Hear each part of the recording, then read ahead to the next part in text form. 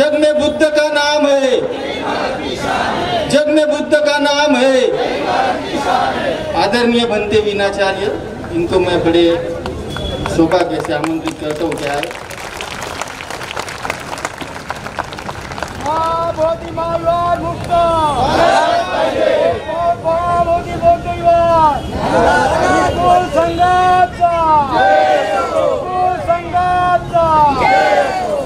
महाकारुणिक सम्यक संबुद्ध परम पूज्य बाबा साहब डॉक्टर अंबेडकर, प्रियदर्शी सम्राट अशोक, भारत भूमि पे जन्मे सभी संत महापुरुषों को कोटि कोटि वंदन करते हुए मंच पे उपस्थित पूजनीय भिक्खु संघ को सादर वंदनामी करते हुए महाबोधि महाविहार मुक्ति आंदोलन में अपना अटूट विश्वास साथ सहयोग लेकर बैठे समस्त इस भव्य कार्यक्रम को आयोजित करने वाले श्रद्धावान उपासक उपासिकाएं, उन सबको मेरी ओर से जिन्होंने इस जिस प्रकार भी जिस भाव से भी सहयोग किया है, उन सबको नमो बुद्धाय, जय भीम। महाबोधि महाविहार मुक्ति का आंदोलन, जिसकी लड़ाई 134 साल से लड़ रहे हैं, 134 साल से तो लड़ाई लड़ रहे और 400 साल से महाबोधि महाविहार बौद्धों के हाथों से छीन लिया गया था 400 साल पहले। और 400 साल पहले ही महाबोधि महाविहार में यह कहकर कि भगवान बुद्ध विष्णु के अवतार है, जब 1607 ईस्वी में भारत में बौद्धों की संख्या नहीं थी, क्योंकि आज से 1000 वर्ष पहले ही भारत में से बौद्ध भिक्षुओं के कत्लेआम किए गए, क्योंकि बौद्ध धर्म की 3 पहचान थी। पहली बुद्ध की शिक्षा,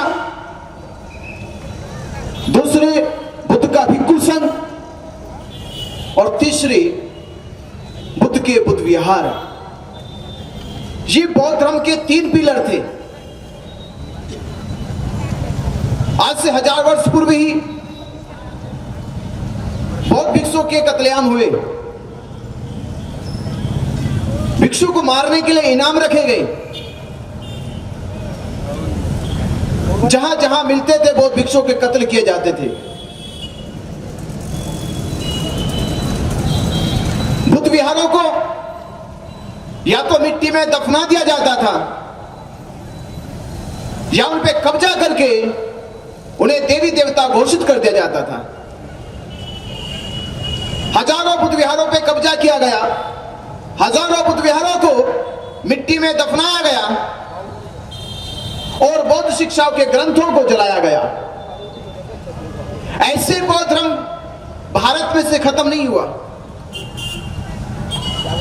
और एक साथ नहीं हुआ, ये संघर्ष निरंतर चलता रहा। महाबोधि महाविहार जो सम्राट अशोक के सपनों का महाविहार था,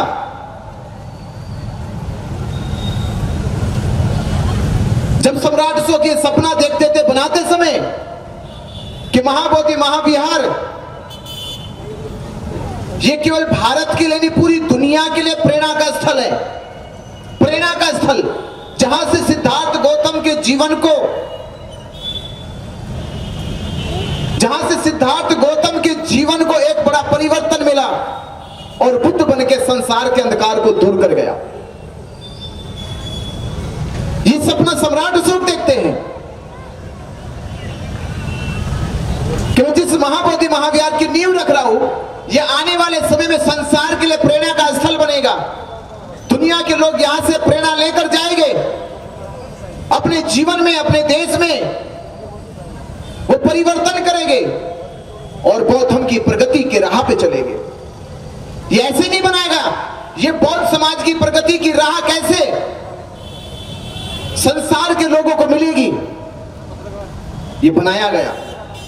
पर 1000 वर्ष पूर्व जब बौद्ध शिक्षाओं को, बौद्ध ग्रंथों को जलाया गया, बोधि वृक्ष को जलाया गया, भिक्षु के कत्लेआम किए गए, विहारों को दफनाया गया या उन पे कब्जा किया गया, उसके बाद बचा समाज, और समाज को जातियों में बांटकर उन्हें शोषित पीड़ित बनाया गया, अछूत बनाया गया, जिससे ये सामाजिक मानसिक गुलाम बन जाए, ये समाज में सर उठा के चल ना सके, ये धर्म की बात कर ना सके। तो समाज की शिक्षा, संस्कार, संस्कृति और सभ्यता को भी नष्ट कर दिया। और फिर मैं कहता हूं कि लूटी संस्कृति हमारी दासहीन बनाया था। दुनिया के किसी भी समाज को, किसी भी संस्कृति और सभ्यता को अगर मिटाना है तो उसकी विरासत संस्कृति मिटा दो। कि लूटी संस्कृति हमारी दासहीन बनाया था, बहू बेटी और बच्चों को घर के बाहर जलाया था, आंखों से टपके आंसू कोई फरियाद सुन ना पाया था, होता रहा शोषण हमारा, कोई अल्लाह ईश्वर देवी देवता भगवान ना आया था। अरे लिया जन्म भीम ने जगत में, लिया जन्म भीम ने जगत में, पढ़ लिख कर अनूठा ज्ञान पाया था, और तोड़ मनवादी जंजीरों को इस देश के शोषित पीड़ित समाज को आजाद कराया था।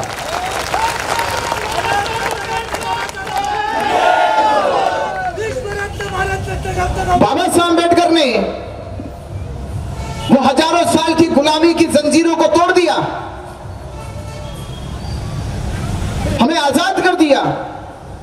पर आजादी के बाद हमारा कर्तव्य क्या था? क्या बाबा साहब अम्बेडकर ने जो लड़ाई लड़ी इसलिए कि आप आजाद होने के बाद भी अपनी विरासत ना बचा सके, अपनी संस्कृति को ना बचा सके, अपने मूल धर्म की जड़ को ना बचा सके? क्या इसीलिए आजादी मिली हमें? क्या बाबा साहब अम्बेडकर ने जो संघर्ष किया, बाबा साहब अम्बेडकर ने अपने 4 बच्चों को हमारी आजादी के लिए कुर्बान कर दिया? क्या माता रमाबाई ने जो त्याग किया था, जो दुख सहन किया था, जो कम उम्र में ही संसार से विदा हो गई, हमने क्या माता रमाबाई के त्याग का कर्ज उतारा? क्या बाबा साहब अम्बेडकर जी के सपनों का भारत बनाया? क्या सम्राट अशोक के सपनों का भारत बनाया? 76 साल पहले, आज से 76 साल पहले 6 जुलाई 1949 को ये बीटी एक्ट बनाया गया। मैं पूछता हूं कभी कभी उन पंडों से, सरकारों से भी, क्या किसी दुनिया में किसी भी इस्लाम मंदिर पे कानून बनाया गया? दुनिया के किसी भी इस्लाम मंदिर पे कानून नहीं बना, दुनिया के किसी भी ईसाई मंदिर पे कानून नहीं बना, भारत और दुनिया में जितने भी हिंदू मंदिर हैं उन पे कानून नहीं बना। तो बौद्धों के महाबोधि महाविहार पे कानून क्यों बनाया गया? क्या जरूरत थी कानून बनाने की? कानून बनाया क्यों गया? महाबोधि महाविहार पे कानून नहीं बल्कि सरकार को महाबोधि महाविहार बौद्धों को सौंपना था, और सौंपने की बजाय उन्होंने एक्ट बनाकर ये पंडे पुरोहितों को सौंप दिया। पंडे पुरोहितों का महाबोधि महाविहार से क्या लेना देना? ये मोटी बात तो उसको भी समझ में आती जो कभी स्कूल नहीं गया। ये इतनी कानूनी बात नहीं थी कि इसको समझाने के लिए आपको बहुत पढ़ना पड़ेगा। ये मोटी बात सबको समझ में आती है। मस्जिद है तो मुसलमानों की, हिंदू मंदिर है तो हिंदू पुजारियों का, गिरजाघर है तो ईसाइयों का, जैन मंदिर है तो जैनियों का, गुरुद्वारा है तो सिखों का, और बौद्ध विहार है तो बौद्धों का। ये मोटी सी बात दुनिया को समझ में आती है, पर भारत की सरकार को समझ में नहीं आया। 76 साल पहले, 76 साल पहले ये बात ना तो डॉक्टर राजेंद्र प्रसाद को समझ में आई, ना पंडित जवाहरलाल नेहरू को समझ में आई और ना आज ये बात मोदी और नीतीश को समझ में आ रही है। ये मोटी बात समझ में नहीं आ रही। और क्यों समझ में नहीं आ रही, इसका कारण यह है कि महाबोधि महाविहार की इस बात को समझाने वाले लोग नहीं है। कौन नहीं है? समझाने वाले लोग नहीं है। इसलिए मैं आपसे कह रहा हूं, अगर हम बौद्ध लोग अपनी शक्ति अपनी ताकत को इकट्ठा कर देते तो 76 साल समझाने में नहीं लगते, एक दिन में समझा देते। ये 76 साल नहीं लगते, एक दिन में समझा देते। पर कब समझाएंगे? जब आप भारत में बौद्धों की शक्ति को, बौद्धों की ताकत को एकजुट करोगे और समाज को तैयार करोगे, बताओगे कि महाबोधि महाविहार क्यों मुक्त कराना चाहिए। कोई पूछे आपसे क्यों मुक्त कराना चाहिए, क्या जवाब दोगे उन्हें? और क्या जवाब दोगे उन्होंने जो 400 साल पहले ये कहकर महाबोधि महाविहार तथागत बुद्ध की प्रतिमा और बुद्ध जो है विष्णु के अवतार है,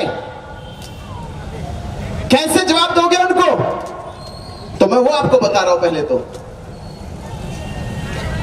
उन्होंने भगवान बुद्ध को विष्णु का अवतार कहा। तो मैं आपको 4 चीजें बता रहा हूं, 4 बातों से जवाब देना। पहला जवाब तो यह देना बाबा साहब अम्बेडकर जी का,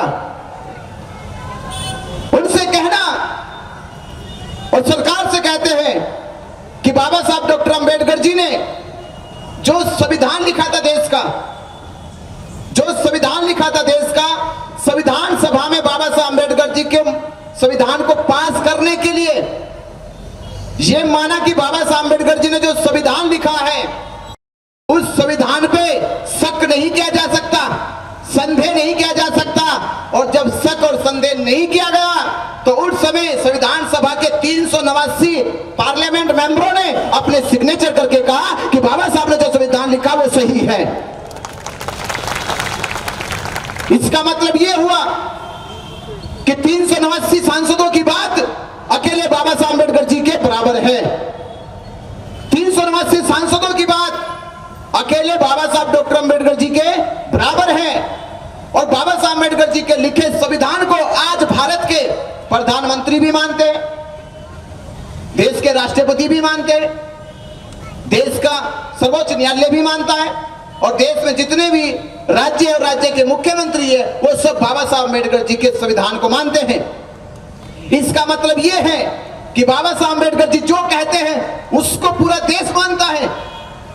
इससे बड़ी गवाही क्या होगी कि बाबा साहब अम्बेडकर जी की कही बात को पूरा देश मानता है। तो बाबा साहब अम्बेडकर ने ही संविधान लिखने के बाद 14 अक्टूबर 1956 को कहा था, कोई दूसरा नहीं कह रहा। जिन्होंने भारत का संविधान दिया और संविधान को पूरे देश ने माना, पूरा देश साक्षी है बाबा साहब अम्बेडकर जी ने जो संविधान दिया है वो सत्य है, अटूट है, विशाल है, न्यायप्रिय है, उस पर शक नहीं किया जा सकता, संदेह नहीं किया जा सकता। तो बाबा साहब अम्बेडकर जी ने ही 14 अक्टूबर 1956 को कहा था अपनी 22 प्रतिज्ञाओं में कि ब्रह्मा विष्णु महेश ईश्वर नहीं है, मैं उनको ईश्वर नहीं मानूंगा। ये बाबा साहब अम्बेडकर ने कहा कि ब्रह्मा विष्णु महेश ईश्वर नहीं है, मैं उनको ईश्वर नहीं मानता। और दूसरी सबसे बड़ी बात जो हम ये कहते हैं कि महाबोधि महाविहार बुद्ध का है और बुद्ध को उन्होंने विष्णु का अवतार कहा, 22 प्रतिज्ञाओं में ही बाबा साहब अम्बेडकर ने कहा कि भगवान बुद्ध विष्णु के अवतार है, भगवान बुद्ध विष्णु के अवतार है। मैं इस बात को झूठ मानता हूं, मैं इस बात को भ्रामक प्रचार मानता हूं, और जिन्होंने इसका भ्रामक प्रचार किया वो सबसे बड़े मूर्ख है। बाबा साहब अम्बेडकर ने कह दिया, जिन्होंने इस भ्रामक बात का प्रचार किया कि भगवान बुद्ध विष्णु के अवतार है वो मूर्ख लोग हैं। मूर्खतापूर्ण प्रचार किया गया। इससे यह सिद्ध होता है कि जब बाबा साहब अम्बेडकर ने संविधान लिखा उस पर संदेह नहीं किया गया, तो बाबा साहब अम्बेडकर ने 22 प्रतिज्ञा बोलते समय यह कहा कि भगवान बुद्ध विष्णु के अवतार नहीं है। तो ये बात तो भगवान बुद्ध की बाबा साहब अम्बेडकर कहते। अब मुझे वो बताओ जिसने ये कहा, पूछो उससे कि ये किसने कहा कि भगवान बुद्ध विष्णु के अवतार है, उसे पकड़ के लाओ पहले। ये किसने कहा, ये किसने कहा? और जिसने भी कहा तो उस उसको पहले बाबा साहब अम्बेडकर जी के बराबर खड़े करना। अगर बाबा साहब अम्बेडकर जी के बराबर वो होंगे तब हम उनकी बात मानेंगे, अन्यथा बाबा साहब अम्बेडकर की बात देश को माननी चाहिए कि भगवान बुद्ध विष्णु के अवतार नहीं है तो नहीं है। बाबा साहब अम्बेडकर संविधान दिया तो जिसने ये कहा उसने देश को क्या दिया? उसने देश को क्या दिया? और दूसरा तर्क, 17 फरवरी 2002 को सारनाथ में हिंदुओं के सरमौर शंकराचार्यों को बुलाया गया, उनके साथ शास्त्रार्थ हुआ, डिबेट हुई और 3 दिन की इस डिबेट में 17, 18, 19 की डिबेट में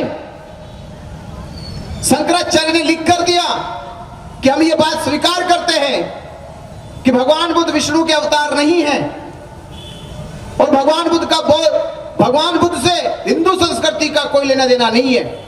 उन्होंने स्वीकार किया कि 8वीं सदी में हमारे शंकराचार्य ने जब केरला से जम्मू कश्मीर तक की यात्रा निकाली तो उनकी उस यात्रा में सबसे बड़ा और सबसे पहले उद्देश्य था कि वो भारत में से बौद्ध धर्म को पतन करे, बौद्ध धर्म को खत्म करे।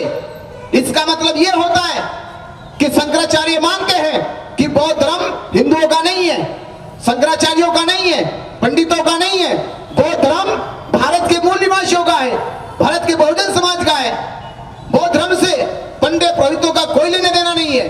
ये बात 8वीं सदी में शंकराचार्य मानते हैं और शंकराचार्य की बात को 2002 में सारनाथ को शंकराचार्य भी मानते हैं और ये कहते हैं कि कुछ लोगों ने बीच में आकर ये झूठा प्रचार किया कि भगवान बुद्ध विष्णु के अवतार हैं। यानी इस बात को भी माना जाना चाहिए कि हिंदुओं के सिरमौर शंकराचार्य है और शंकराचार्य से बड़ा पद हिंदू धर्म में किसी का नहीं है, दूसरा पद किसी का नहीं है। तो ये बात माने जाने चाहिए। और तीसरी बात ये कि भगवान बुद्ध अगर विष्णु के अवतार है तो आपने जब राम को अवतार कहा, जब आपने राम को अवतार कहा तो पूरे देश में रामायण पढ़ाई। जब आपने राम को अवतार कहा तो पूरे देश में रामायण पढ़ाई। जब आपने कृष्ण को अवतार कहा तो गीता महाभारत पढ़ाया। अब बुद्ध को विष्णु का अवतार कहते हो तो त्रिपिटक क्यों नहीं पढ़ाया?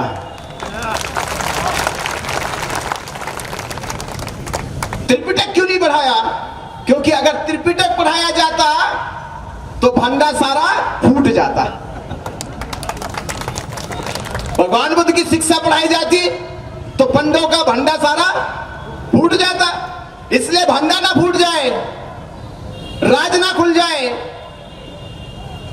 पंडों का षड्यंत्र समझ में ना जाए देश को, इसलिए बुद्ध के नाम पर पेट भरने के लिए केवल उन लोगों ने बुद्ध को विष्णु का अवतार बताया। पेट भरने के लिए, दिमाग भरने के लिए नहीं, पेट भरने के लिए। इसलिए हमारे पास ये तर्क आए, इन तर्कों के आधार पर हम ये सिद्ध कर रहे हैं कि भगवान बुद्ध विष्णु के अवतार नहीं है। और एक चीज और बताओ मैं अवतार की, चौथी बात है, 3 बात हुई, चौथी बात ये, अवतार का अर्थ होता अवतरित होना, जैसे का तैसा। विष्णु के अवतार का अर्थ है विष्णु सन्यासी नहीं है, गृहस्थ आदमी है, गृहस्थ। हिंदू शास्त्रों के अनुसार वो गृहस्थ है, राम गृहस्थ है, कृष्ण गृहस्थ है, पर बुद्ध गृहस्थ नहीं है, वो सम्यक संबुद्ध है। राम आए तो कोई ज्ञान प्राप्त नहीं किया, कृष्ण आए तो कोई ज्ञान प्राप्त नहीं किया, क्योंकि वो अवतार थे। तो जो विष्णु के अवतार है वो वही बोलेंगे जो अवतार के रूप में उन्होंने पाया है। पर सिद्धार्थ जब जन्म लेते हैं, 29 साल की आयु में घर छोड़ देते हैं और 35 साल की आयु में इस धरती पे तप कर, साधना करके, कठिन विपश्यना करके वो संबोधि को प्राप्त करते हैं। और संबोधि के प्राप्त ज्ञान से संसार ये कहता है कि ये कोई आम मनुष्य नहीं है, ये सम्यक संबुद्ध है। इससे पहले ना तो शास्त्रों में लिखा, ना परंपराओं में था, ना किसी सिद्धांत में था। जो बुद्ध कहते वो एक नया सिद्धांत बताते हैं, एक नई परंपरा शुरू करते हैं। तो तथागत बुद्ध अपने आप में सर्जन है, सर्जनात्मक बात है बुद्ध की, वो दोहराई गई बात नहीं है, वो परंपरावादी बात नहीं है, वो शास्त्रवादी बात नहीं है। बुद्ध की बात है, उत्सर्जन की बात है, ज्ञान की बात है, उत्पन्न की बात है। जब ये लगने लगा कि बुद्ध की बात पूरे संसार में प्रभाव छोड़ रही है, बुद्ध की देशना, बुद्ध के उपदेश संसार में अपनी जड़ें जमा रहे हैं, तो धीरे धीरे षड्यंत्र हुआ और षड्यंत्र का नतीजा यह पहुंचा कि आज की डेट में महाबोधि महाविहार बौद्धों के पास नहीं है। क्यों नहीं है? 13 अक्टूबर 1935 में आपके यही नासिक में यमुना की सभा में बाबा साहब डॉक्टर अंबेडकर जी कहते हैं, मैं हिंदू धर्म में पैदा हुआ, यह मेरे बस की बात नहीं थी, पर मैं इसमें मरूंगा नहीं, यह मेरे बस की बात है। मैं मरूंगा नहीं, यह मेरे बस की बात है। बाबा साहब अंबेडकर जी से जो लोग घबराते थे, डरते थे, उन लोगों ने बाबा साहब अंबेडकर जी की बात को सीरियसली ले लिया और सोचने लगे कि बाबा साहब अंबेडकर लगता है अगर धर्म परिवर्तन कर गए तो भारत में लाखों करोड़ों लोग बाबा साहब अंबेडकर जी के साथ धर्म परिवर्तन कर लेंगे। तो पता लगाओ कि बाबा साहब अंबेडकर जी किस धर्म को स्वीकार करेंगे। तो धीरे धीरे जांचें बैठी, धीरे धीरे जासूसी करने लगे, तो आखिर में पता चला कि बाबा साहब डॉक्टर अंबेडकर जी की श्रद्धा भावना तथागत बुद्ध के धम्म में है और हो सकता है भविष्य में बाबा साहब अंबेडकर भगवान बुद्ध के धम्म को स्वीकार करें। तो आपको एक चीज कहना चाहता हूं मैं, जब कोई मनुष्य इस्लाम धर्म कबूल करेगा तो उसका सपना क्या होगा? कोई इस्लाम धर्म कबूल करे, उसका सपना क्या होगा? कि वो एक बार मक्का मदीना घुमाए। क्या सपना होगा? कि वो एक बार जीवन में मक्का मदीना चले जाए।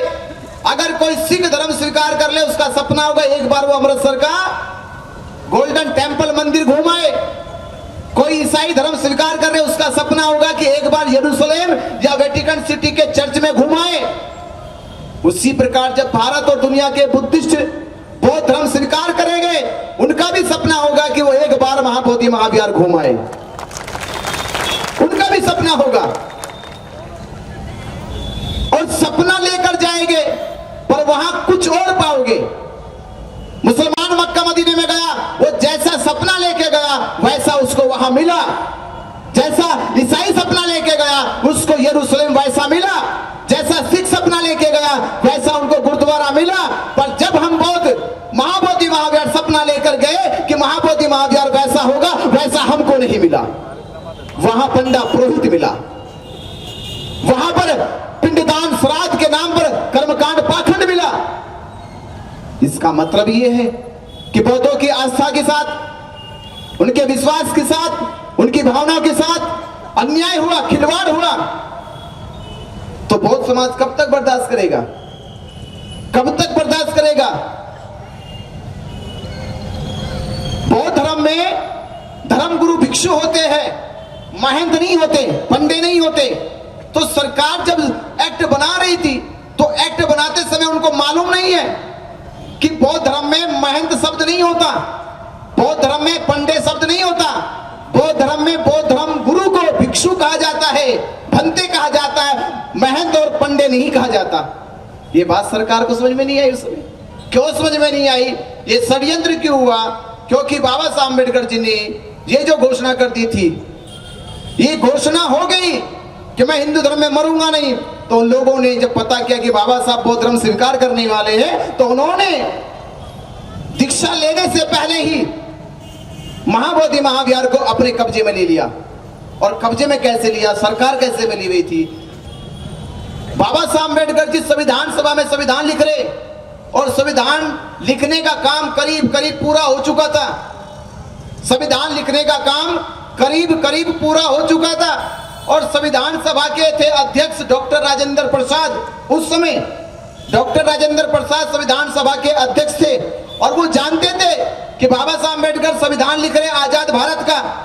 बाबा साहब अम्बेडकर संविधान लिख रहे आजाद भारत का, और भारत में जो भी कानून बनाया जाएगा, जो भी नियम बनाया जाएगा, वो संविधान लागू होने के बाद बनाया जाएगा, जोड़ा जाएगा। क्योंकि संविधान देश के प्रत्येक नागरिक को, जाति को, मजहब को, समाज को, संप्रदाय को, समूह को, हर वर्ग के लोगों को न्याय दे रहा है। डॉक्टर राजेंद्र प्रसाद जानते हैं, पंडित जवाहरलाल नेहरू जानते हैं, उसके बावजूद भी, ये जानकारी होने के बाद भी बाबा साहब अम्बेडकर ने संविधान सभा में 26 नवंबर 1949 को संविधान पेश किया और 26 जनवरी 1950 को संविधान देश में लागू किया गया। तो संविधान 26 नवंबर 1949 को संविधान सभा में पेश हुआ। संविधान पेश होने से 4 महीने 20 दिन पहले, 4 महीने 20 दिन पहले, बिना बाबा साहब अम्बेडकर जी के बात किए, बिना बाबा साहब अम्बेडकर जी से राय मशवरा किए, बिना सलाह लिए, 4 महीने पहले जल्दीबाजी करके बीटी एक्ट कानून क्यों बनाया गया? जब देश में संविधान लिखा जा रहा है, संविधान सभा में पास होने वाला है, तो संविधान पास होने से पहले, संविधान को पेश करने से पहले ही ऐसी कौन सी जल्दी थी? जो जल्दी 400 साल में नहीं दिखाई, जो जल्दी 100 साल में नहीं दिखाई, वो जल्दी 4 महीने में क्यों दिखाई गई? 1949 में तो भारत में आंदोलन भी नहीं चल रहा था। 1949 में आंदोलन नहीं चल रहा था क्योंकि अनागारिक भी आंदोलन को चला के चले गए थे 1891 में। 1920 तक आंदोलन देश में तीव्र गति से चल रहा था, पर 1949 में तो नहीं चल रहा था। 1949 में तो मोर्चे भी नहीं निकल रहे थे, 1949 में तो धरने भी नहीं दिए जा रहे थे। तो जब ना मोर्चे थे, ना धरने थे, ना कोई आंदोलन था, तो किसका दबाव था? किसके कहने से तुमने बीटी एक्ट बनाया? किसके कहने से बनाया? कानून तो तब बनाया जाता है जब समाज आंदोलित हो, संघर्ष कर रहा हो, सड़कों पे हो। इसका मतलब ये सोची समझी साजिश थी कि महाबोधि महाविहार पे कानून बनाया जाएगा। अगर कानून बाबा साहब अम्बेडकर ने बना दिया तो महाबोधि महाविहार, ये मंदिर कुछ नहीं जो भारत में है। एक चीज बता रहा हूं मैं आपको, जो मंदिर भारत में है, जिनको शिरडी साईं कहते हैं या तिरुपति बालाजी कहते हैं, उनपे जब हिंदू धर्म के लोगों का दान आता है तो वो करोड़ों में जाता है, अरबों में जाता है, केवल एक देश के। आप सोचिए, महाबोधि महाविहार भारत के बौद्धों का नहीं, वो विश्व के 56 देश के बुद्धिस्टों का महाबोधि महाविहार है। उस पर जब 56 देश के बुद्धिस्ट दान करेंगे तो खरबों में जाता होगा। तो खरबों का दान कहां गया? ये खरबों का दान कहां चला गया? क्या बुद्धिस्टों के लिए कॉलेज बनाए? क्या बुद्धिस्टों के लिए यूनिवर्सिटी बनी? क्या बुद्धिस्टों के लिए स्कूल बने? आप बुद्धिस्टों के लिए छोड़ दीजिए, आज तक भी 76 सालों में बौद्ध भिक्षुओं के लिए प्रशिक्षण केंद्र बीटीएमसी कमेटी ने नहीं बनाए। तो दान कहां चला गया? जब भिक्षुओं के लिए प्रशिक्षण केंद्र नहीं बने, भिक्षुओं के लिए भिक्षु निवास नहीं बने, भिक्षुओं के लिए भोजन दान की व्यवस्था नहीं हुई, भिक्षुओं के लिए चिकित्सा की सुविधा नहीं हुई, तो दुनिया का जो महाबोधि महाविहार को श्रद्धा से दान दिया गया था, वो दान गया कहां? अगर वो दान भिक्षुओं की शिक्षा के ऊपर, भिक्षुओं के ऊपर खर्च होता तो बाबा साहब अम्बेडकर जी का सपना साकार होता कि भारत एक दिन बौद्ध में हो जाता। भारत बौद्ध में ना हो जाए, बाबा साहब अम्बेडकर जी का सपना साकार ना हो जाए, इसलिए बुद्धिस्टों के दान को हड़पने के लिए उन्होंने एक कानून बनाया है। और इस दान का सारा पैसा किसके पास जाता है? जब कमेटी बनाई जाती है, जब कमेटी का रूल बनाया जाता है तो लोकतांत्रिक होता है, डेमोक्रेटिक होता है। बीटीएमसी कमेटी में 9 सदस्य हैं। कितने? 9?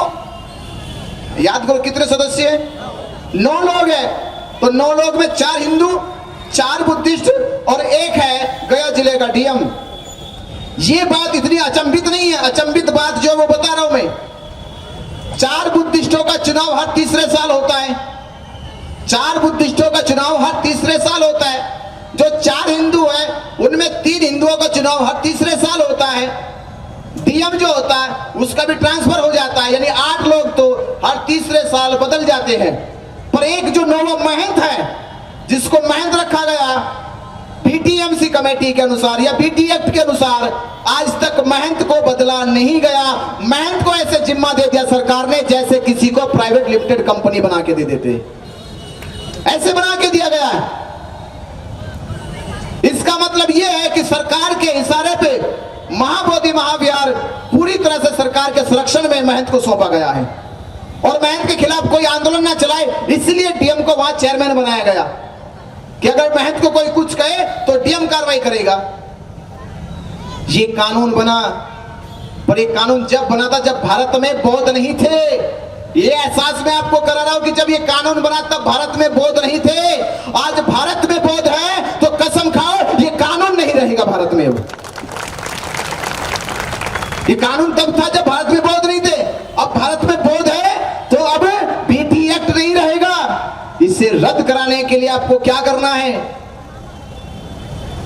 12 फरवरी 2025 को धरना शुरू हुआ, ये मालूम है आपको? कितनों को मालूम है? 12 फरवरी 2025 को धरना शुरू हुआ और पूरे 90 दिन बुद्ध पूर्णिमा तक धरना चला। बुद्ध पूर्णिमा तक धरना चला, सरकार ने साजिशें रची और 9 मई को साजिश के तहत यह कहकर कि भारत पाकिस्तान का युद्ध हो रहा है और धरना स्थगित कर दो, और धरना स्थगित कराने के लिए हमारी ही टीम के ऊपर दबाव बनाकर, उन्हें डराकर धमकाकर उनसे धरना स्थगित कराने की घोषणा करा दी। ये 9 तारीख की बात है।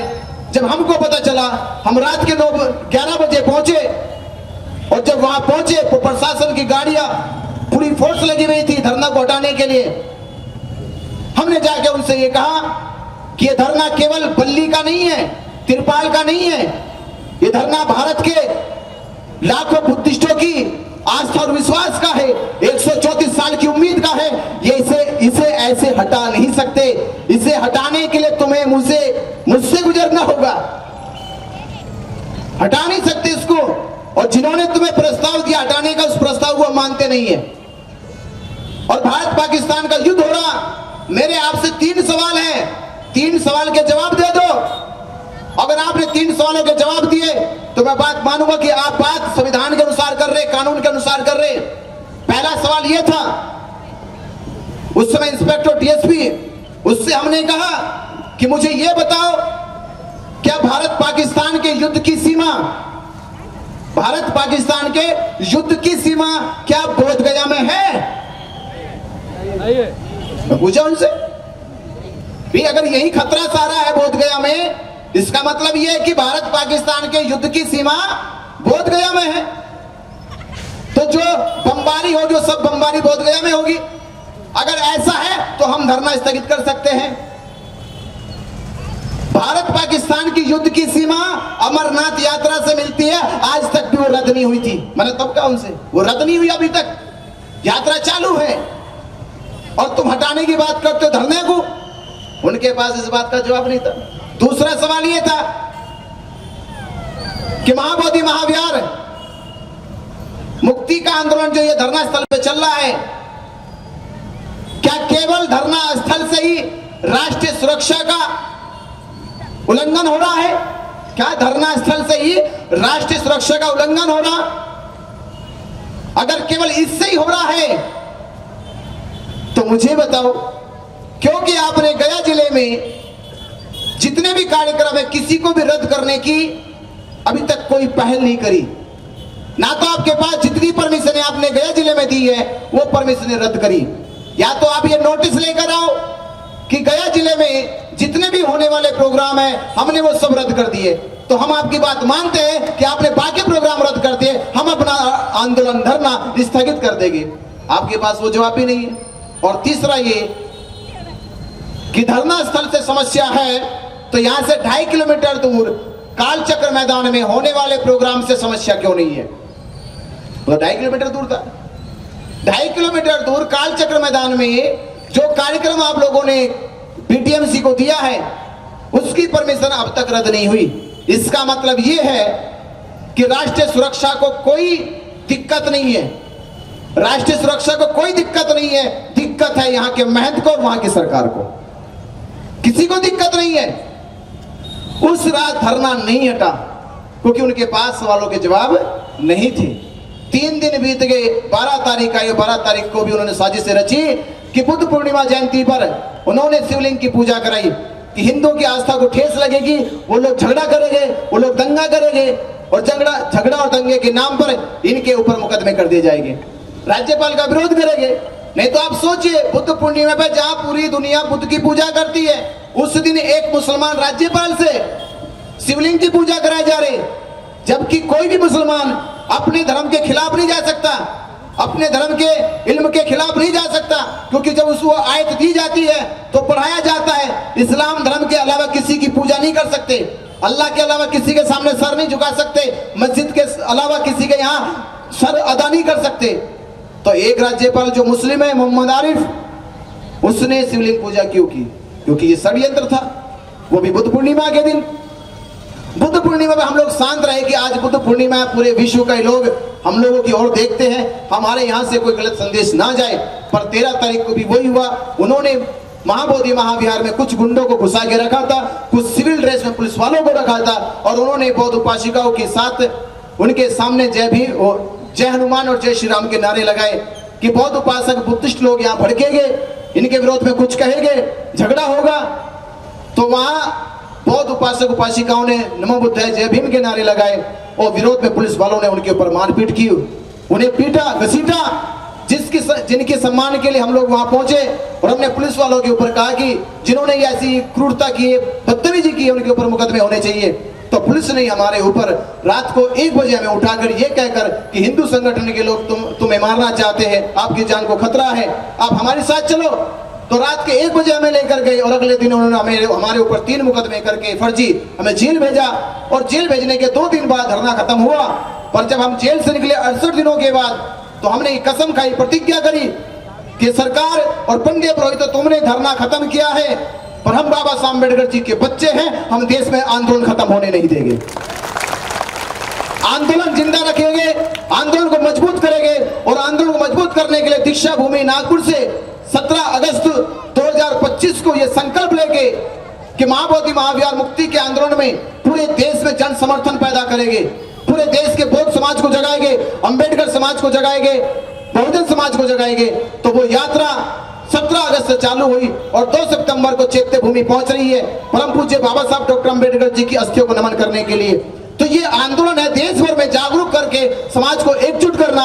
और मैं एक चीज और कहता चलता आपसे, अगर वो लोग हमारे प्रति संवेदनशील होते, अगर वो उनके प्रति सरकार को ये लगता कि बौद्धों के साथ न्याय होना चाहिए, तो मैं आपको बताना चाह रहा हूं, जब आपकी ताकत देश में बढ़ने लगी, ये लगने लगा कि पूरे देश में महाबोधि महाविहार मुक्ति का आंदोलन पूरी तेज गति से चल रहा है, समाज एकजुट हो रहा है, तो उन लोगों ने 25 लोगों की कमेटी बनाई। मालूम है आपको? कितनों को मालूम है? एक कमेटी और बनाएगी 25 लोगों की। तो 25 लोगों की कमेटी में किनको लिया गया? भारत के बाहर 10 देश के लोगों को लिया गया, भारत के अंदर 15 लोगों को लिया गया। 15 लोगों में दलाई लामा जी को लिया, दलाई लामा जी को लिया। पर मैंने उनसे सवाल किया कि अगर आप बाबा साहब अम्बेडकर जी से और बौद्ध धर्म से थोड़ा सा भी स्नेह रखते, तो भारत में परम पूज्य बाबा साहब डॉक्टर अंबेडकर जी की सबसे बड़ी संस्था जो बौद्ध धर्म का प्रचार प्रसार भारत में करती है, वो भारतीय बौद्ध महासभा है, जो पूरे देश में करती है प्रचार प्रसार। बाबा साहब अम्बेडकर जी की बनाई हुई संस्था भारतीय बौद्ध महासभा है, और भारतीय बौद्ध महासभा के कार्याध्यक्ष माननीय भीमराव अंबेडकर जी, आपने उनको कम से कम इस 25 लोगों कमेटी में कुछ तो स्थान देना चाहिए था, स्थान देना चाहिए था, उनको पूछना चाहिए था। भारतीय बौद्ध महासभा के कार्याध्यक्ष या राष्ट्रीय अध्यक्ष से पूछना चाहिए था, पर आपने वो काम नहीं किया। इससे ये बात समझ में आती है कि उन लोगों को वो लोग पसंद है जो उनका विरोध नहीं करते, उनको अंबेडकरवादी बुद्धिस्ट पसंद नहीं है। ये बात तो समझ में आ जानी चाहिए कि खतरा उनको उन लोगों से नहीं कि जो उनका विरोध नहीं करते हैं, उनको दलाई लामा जी से खतरा नहीं है, उनको खतरा है बाबा साहब अम्बेडकर जी की विचारधारा वालों से। किनसे खतरा है? बाबा साहब अम्बेडकर की विचारधारा वालों से खतरा है, क्योंकि बाबा साहब अम्बेडकर ने अपने 40 साल के जीवन संघर्ष में कोई लड़ाई नहीं हारी, कोई लड़ाई नहीं हारी। तो ये बाबा साहब अम्बेडकर जी के बच्चे हैं, ये लड़ाई ये नहीं हारेंगे, ये महाबोधि महाविहार की लड़ाई जीतेंगे, इसलिए उन्होंने हमको स्थान नहीं दिया।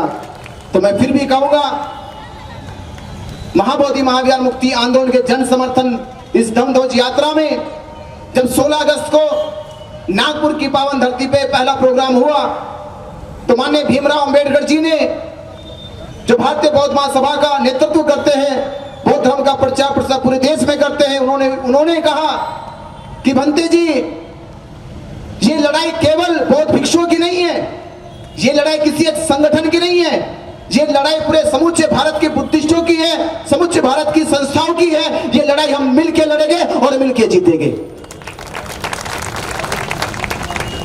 यही बात मैं आपसे कहना चाहता हूं कि ये लड़ाई केवल किसी संगठन की नहीं है, ये लड़ाई 134 साल से लड़ी जा रही है। और अपनी आखिरी बात खत्म करते हुए कहूंगा कि बुद्ध काल में आपका जन्म नहीं हुआ, ये अफसोस होगा। ये अफसोस कितने लोगों को है कि बुद्ध के समय आपका जन्म नहीं हुआ।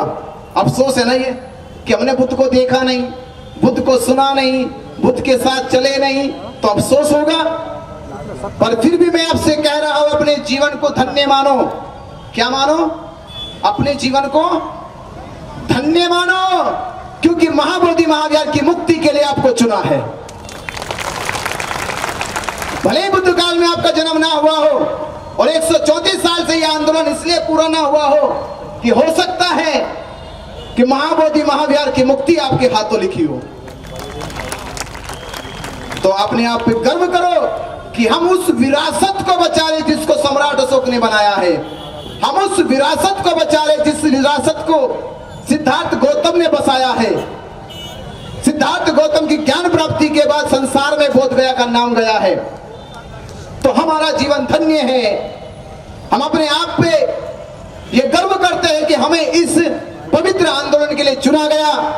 और आपसे कहूंगा कि आने वाले भविष्य में जब आपके बच्चे बड़े हो जाएंगे, ये गौर से सुनना, आने वाले समय में जब आपके घर के बच्चे बड़े होंगे तो वो समाज में सर उठा के कह सके कि मैं उस घर से ताल्लुक रखता हूं, मैं उस घर से ताल्लुक रखता हूं जिन्होंने महाबोधि महाविहार की मुक्ति का आंदोलन लड़ा था। वो सर उठा के कह सके। जैसे आज हम कह रहे कि 22 साल के आंदोलन में जिन लोगों ने परम पूज्य बाबा साहब अम्बेडकर जी की मूर्ति को स्थापित करने के लिए आंदोलन किया है, वो लोग धन्य हैं। वो लोग इस देश के समाज के बहुत बड़े सूरमा हैं, वीर हैं, जिन्होंने बाबा साहब अम्बेडकर जी की मूर्ति को स्थापित किया है। तो उनका इतिहास कभी मिटाया नहीं जाता, उनको समाज सदैव याद रखता है। तो आप आने वाली पीढ़ियों के सर को ऊंचा उठाए, इसलिए महाबोधि महाविहार को पंडे पुरोहितों से मुक्त कराए। तो आप तैयार हो? बहुत समय हो गया, तैयार हो? कब? मरने के बाद? मरने के बाद तैयार होगे? मरने के बाद कितने लोग तैयार होगे? और मरने से पहले? मरने से पहले सब तैयार हो? सब तैयार हो? अगर सब तैयार हो तो महाबोधि महाविहार मुक्त जरूर हो जाएगा। हम देश में एक इंकलाब लाएंगे कि महाबोधि महाविहार की मुक्ति के लिए पूरे देश के बुद्धिस्टों को जगाएंगे और एकजुट करके महाबोधि महाविहार मुक्त कराएंगे एक दिन। और मुक्ति के लिए आपको एक निमंत्रण दे रहा हूं। 2 सितंबर को परम पूज्य बाबा साहब अम्बेडकर जी की पावन अस्थियां चैत्य भूमि में है। कहां पर है? चैत्य भूमि में है। तो वहां चलकर हमको एक संकल्प लेना है कि हे बाबा साहब अम्बेडकर, आपने 14 अक्टूबर 1956 को हमें थम दिया, हमारा मान बढ़ाया है। बाबा साहब अम्बेडकर, आपने 14 अक्टूबर 1956 को हमें थम दिया है, हमारा मान बढ़ाया है। हे बाबा साहब अम्बेडकर, हम संकल्प लेते हैं, आपकी अस्थियों के सामने वंदन करते हैं, अभिनंदन करते हैं। ये आपके बच्चे महाबोधि महाविहार मुक्त करके आपका सम्मान करेंगे। तो आपको 2 तारीख के लिए मैं आमंत्रित करता हूं, पूरा भिक्खु संघ की तरफ से, पूरे आयोजकों की तरफ से मैं आपको आमंत्रित करता हूं। और इस कार्यक्रम को महाबोधि महाविहार मुक्ति आंदोलन की इस यात्रा में हमारे परम उपासक धम्म मित्र नितिन गजबे जी, राकेश धारगेव जी, योगेश राव जी और साथ चले मंजित नोटियाल जी और पूज्य भिक्खु संघ के साथ हमारे मित्र, परम मित्र भिक्खु संघ रत्न और उनके साथी लोगों को मैं बहुत बहुत साधुवाद धन्यवाद देता हूं, जिन्होंने महाबोधि महाविहार मुक्ति आंदोलन के लिए अपना एक सहज प्रयास किया। और यह प्रयास महाबोधि महाविहार मुक्ति का पूरे देश में सबसे बड़ा आंदोलन सिद्ध होगा और सफल होगा। नमो बुद्धाय। जय भीम। और जिन लोगों ने इस आंदोलन को लिए अपना समर्थन दिया, सहयोग दिया है, मैं अपनी ओर से भिक्खु संघ की तरफ से, इस पूरे आंदोलन यात्रा की तरफ से उन सब का आभार प्रकट करता हूँ, उनका सम्मान करता हूँ, उनका साधुवाद देता हूँ कि उन्होंने इस न्याय की लड़ाई में हमारा साथ दिया। नमो बुद्धाय, जय भीम।